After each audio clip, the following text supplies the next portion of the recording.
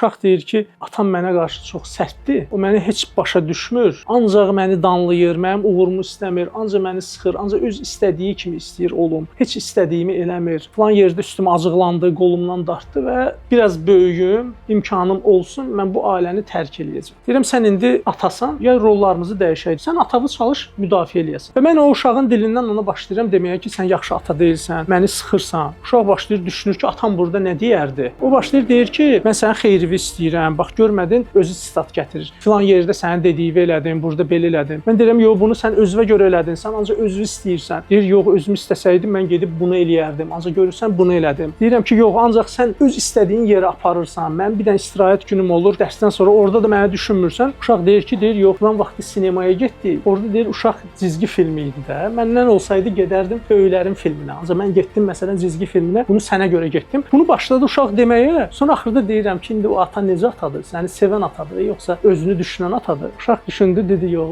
yəni məni düşünür də. Bunu mənə görə eləyib. Ona görə rolları bəzən biz dəyişəndə əks tərəfin yerinə özünü qoya bilirsən. Anavın yerinə qoyursan, atavın yerinə qoyursan, dostluğun yerinə qoyursan. Və sonra baxıb görürsən ki, səhnə orada tamam başqa cürdür. Bunu yerinə qoya bilməmək bizim problemimizi yaradır. Mən baxıram övlad tərəfindən, ancaq o yaşlı anamın yerində olmağı bacarmıram. Yaşlı atamın yerində olmağı bacarmıram.